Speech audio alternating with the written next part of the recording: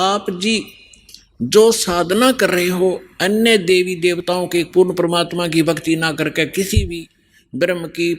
सरपुरुष की अक्षर पुरुष की ब्रह्मा विष्णु महेश की या दुर्गा या निरंजन की, तो ये तो ऐसी साधना है जैसे कोई किसान ऊंचे स्थान पर थली पर, पहले वर्षा पर आधारित थे सभी मानव समाज, और उस समय गरीबदास जी ने भी किसान थे। गरीबदास जी जाट ग्रुप में जाट जाति से थे और अपने वहाँ के साथी जो किसान थे उनको भी समझाना था। इसलिए बता रहे हैं कि जो मैं भक्ति बता रहा हूँ जिस भगवान की, उसकी साधना ना करके आप अन्य जो साधना कर रहे हो ऐसी है जैसे ऊंची थलियों पर ऊंचे स्थानों पर बीज बो दिया, खेती कर ली, और जब थोड़ी बहुत वर्षा हुई तो उस थलियों का पानी एक समतल स्थल पर, डहर बोलते थे उसको, डहर, वहां आकर इकट्ठा हो जाता था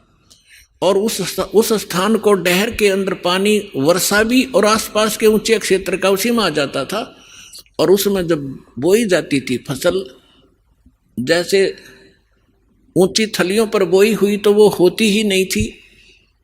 और डहर में बीजा हुआ 1 एकड़ में मनमाने 50 मन कनक हो जाती थी,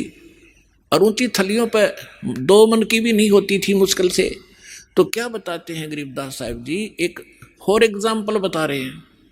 कि तुम ऊंची थलियां खेती बो भूल गए निज डेरे नु। इस परम पिता परमात्मा सतपुरुष कबीर साहब की भक्ति ना करके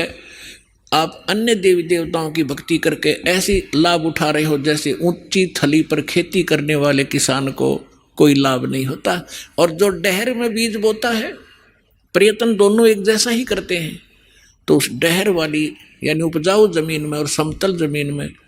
घना लाभ होता है।